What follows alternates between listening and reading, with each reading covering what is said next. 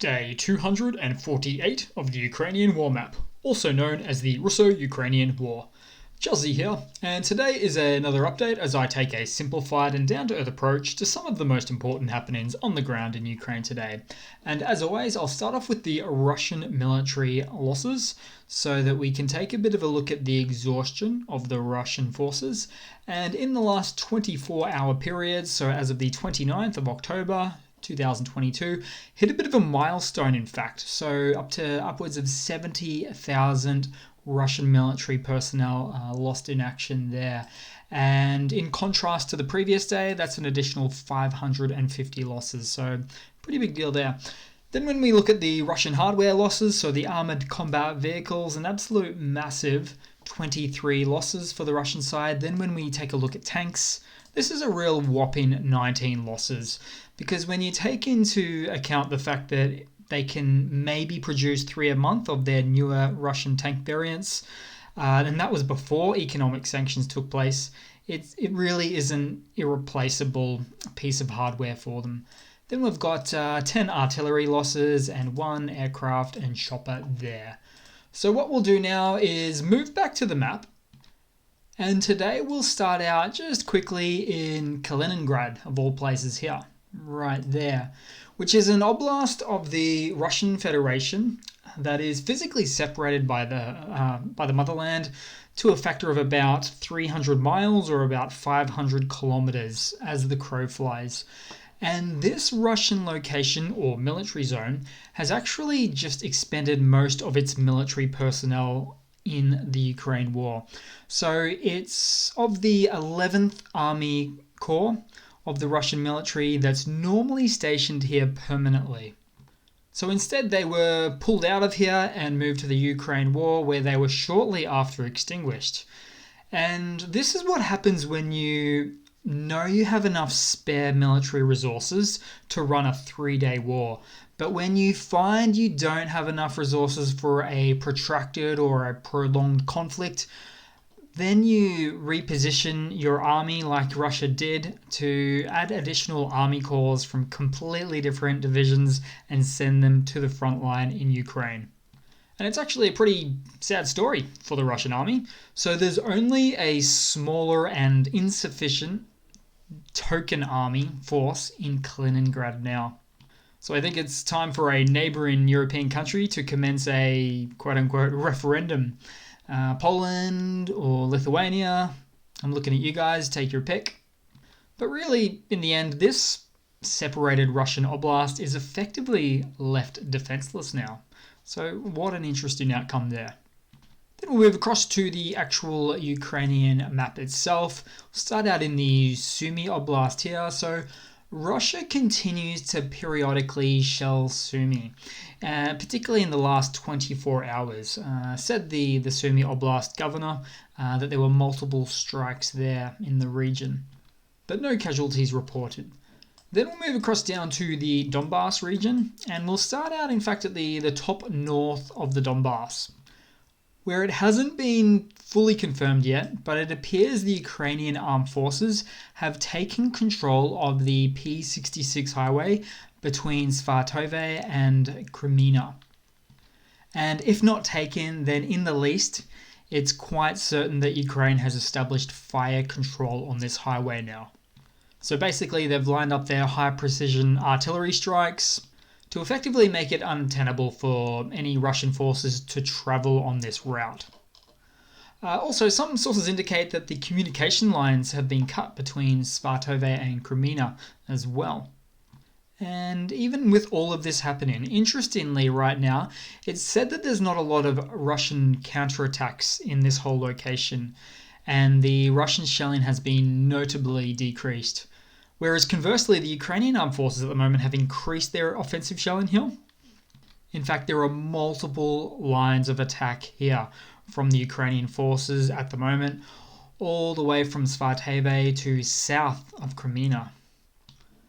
Then we'll move a bit further down and see what we can find. So we've got the settlement of Bakhmut. Okay, so there has been some indiscriminate shelling by the Russian forces in this area, as they certainly at least sometimes do.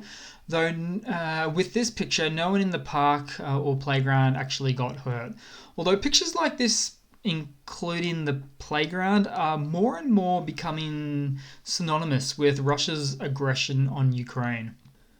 So Russia is not making any significant progress on this front. And in fact, there's something of a Russian information campaign going on here, or a disinformation campaign, where Russian forces are being fed a false narrative that say that the Russian gains are actually being made in this location here, which isn't true, and this is of course likely designed to build up some morale amongst the Russian forces.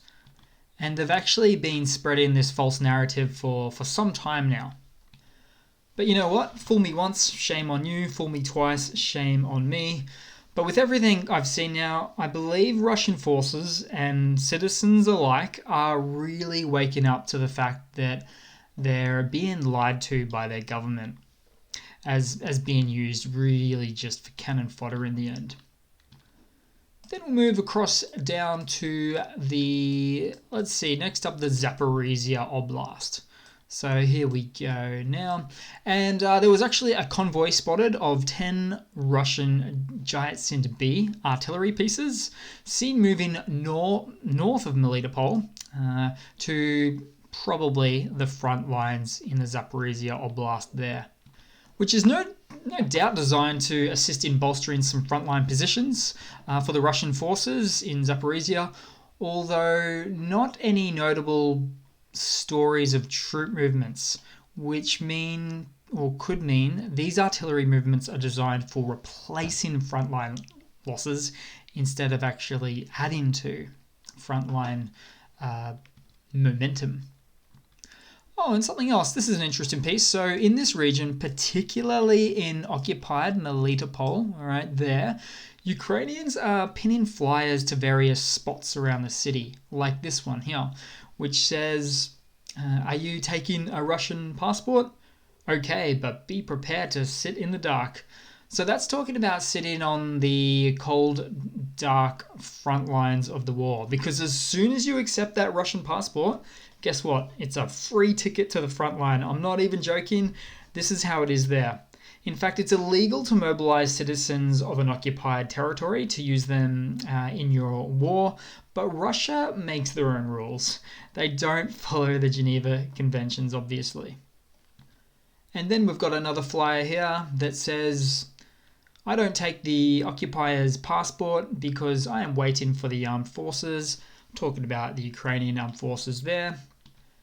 And probably my favorite, in fact, is no words at all. It's just seeing these this little blue or sometimes blue and yellow ribbons hanging around, which really just helps to go to show that Ukrainians are fighting tooth and nail for their sovereignty, and I find it quite inspiring too. And then moving across to the other big front line, the Curson region. Okay, so starting off, looking at this map, naturally it hasn't been updated yet for OPSEC reasons, but based on all the information from many different sources, in fact on both sides, the real front line is actually fairly consistent with what's identified here as the Russian positions anyway, so the Oinky Pigs. So I'll give a better idea of that by using the ruler quickly. So let's just start off here and go across. Now this is a combination of, actually it is a bit closer in than what we see with the Oinky Pigs on the southwest side. And let's just go here. So this is what the real front line looks like. In other words, it's quite shrunken, or more of a shrunken front line for the Russian forces at the moment.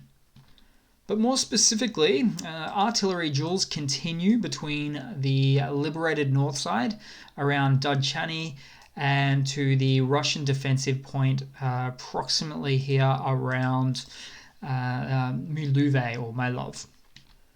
And also, let's see, so there was some powerful explosions reported again today at a Russian military base in Nova Kakhovka. So this one right here, just on the south side of the river. It may in fact have been this tent icon there, But this area is no stranger to, say, HIMARS attacks from the Ukrainian forces, quite constantly actually. So Russia moves their military bases or ammo dumps here shortly after. It's the same story over and over again. You can't write this stuff. It's stranger than fiction, but yeah, we still have ammo dumps and staging grounds on the Russian side continuously taken out.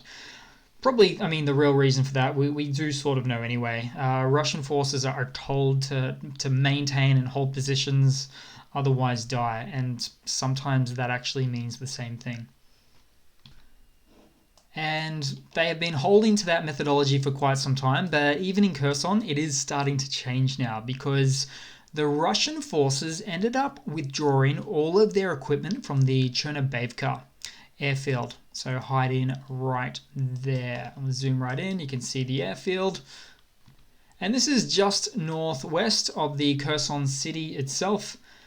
And we can see this from recent satellite images as well. So there you go. So Russia really didn't want to do this. Even with multiple previous strikes at this Russian occupied airbase in the last few months, Russia could not or would not give it up. Or Russian commanders gave strict orders not to give it up again. Again, as the got a meme for this, but not one step back, soldier, in that kind of a way.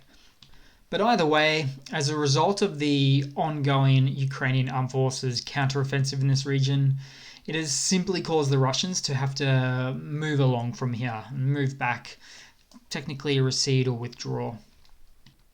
Oh, and still, the occasional war loot or Russian hardware captures is certainly still found in this region, such as this BMP-1, which was picked up by the Ukrainian forces.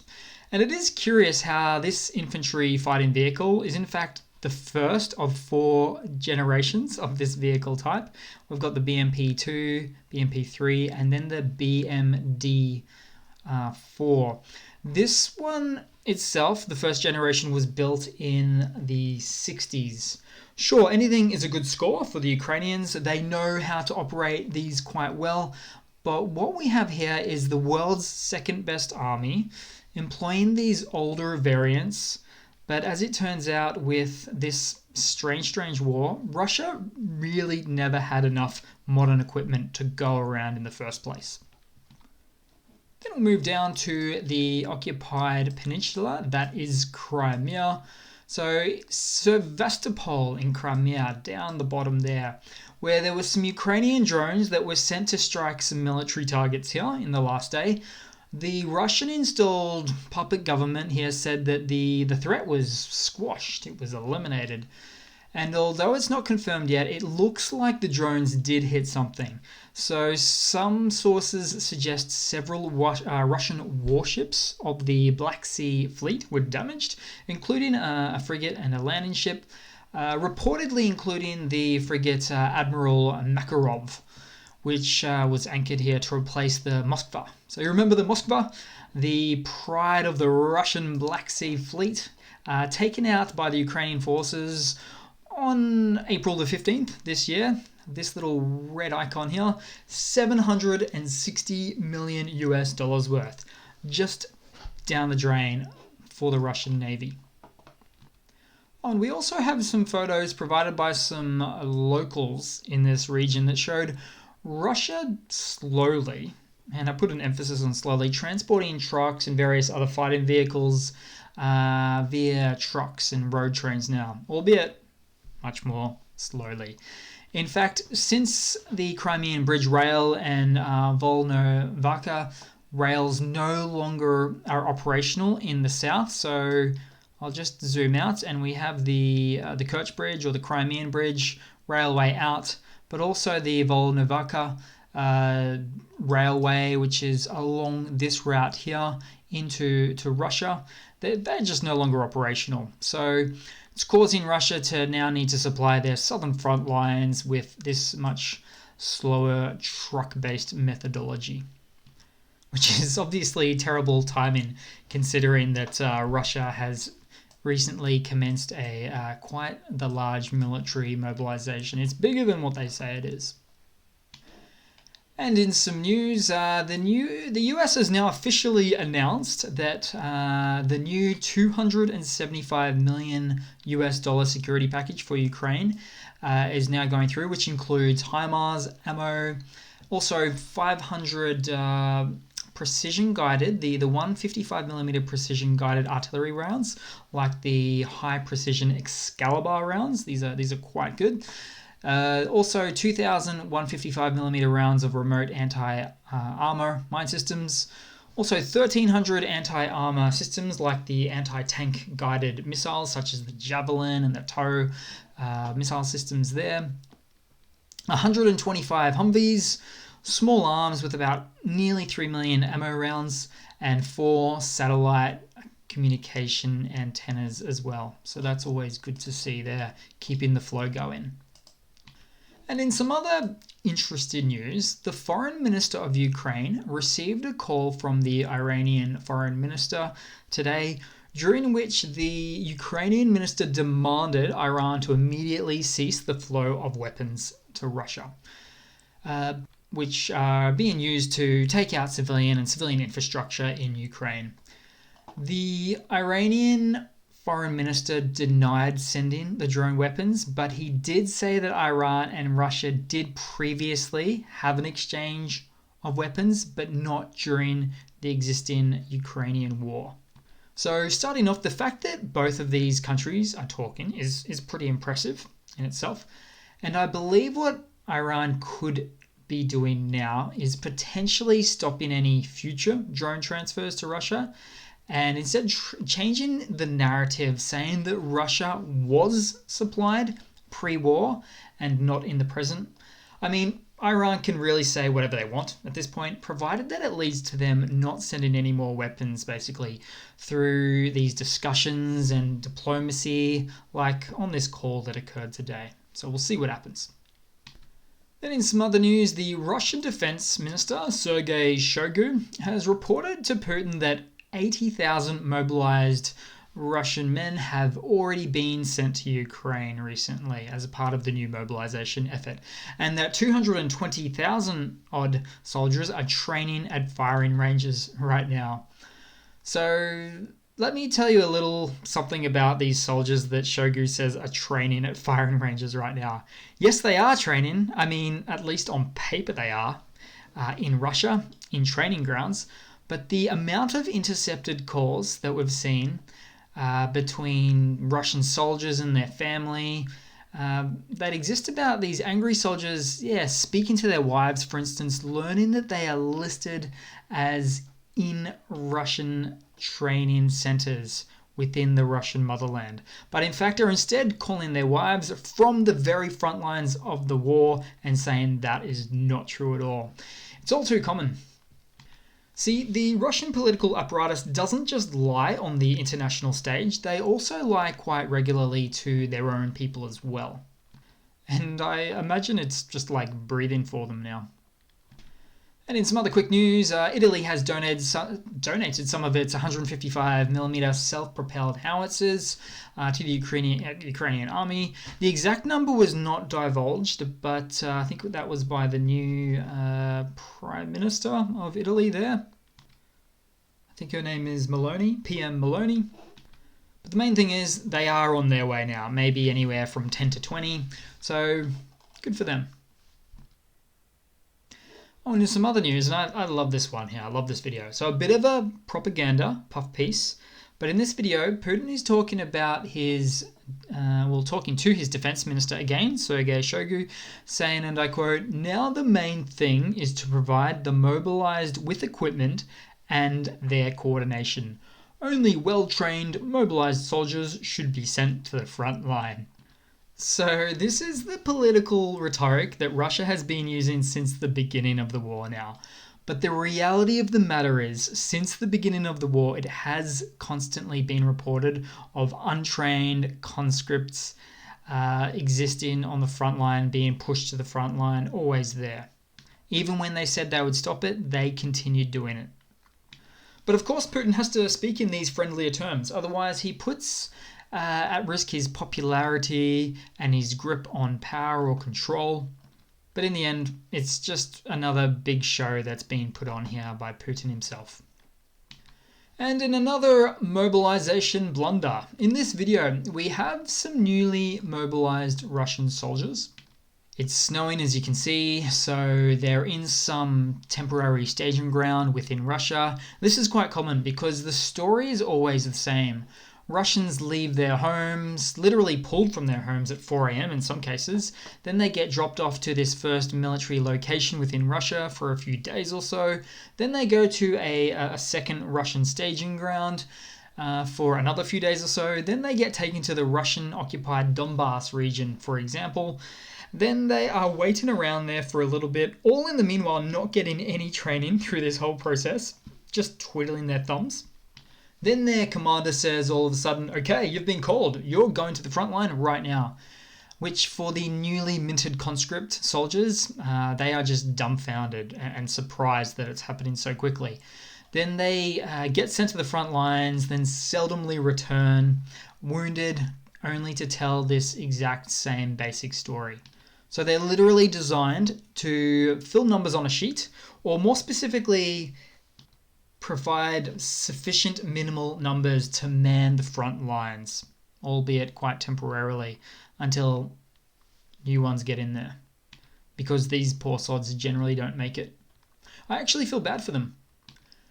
However, every soldier here does have one weapon up their sleeve, and in fact they're arguing or lamenting or upset that they're not training or have any weapons. But that weapon up their sleeves, or rather in their pants, I should say, is this weapon here. Could get them out of a lot of trouble. And then just a bit of a funny to round off the day with. So this is a genuine recent photo of a Belarusian tank and how it's decided to fight modern ATGMs. So the anti-tank guided missiles.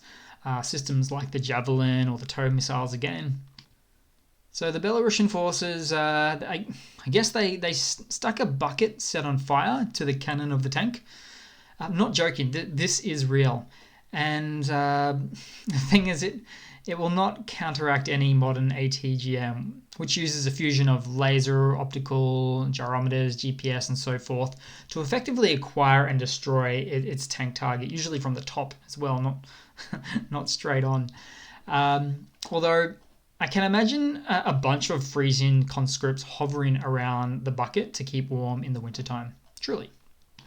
Okay, so that's about it for today, guys. Thanks for watching. Please feel free to leave a like, comment, or subscribe. I really do appreciate any and all support from you guys, due to me really burning the candle at both ends to make this content, to push it out there. So thanks again, cheers, and I do hope to see all of you guys there in the next one.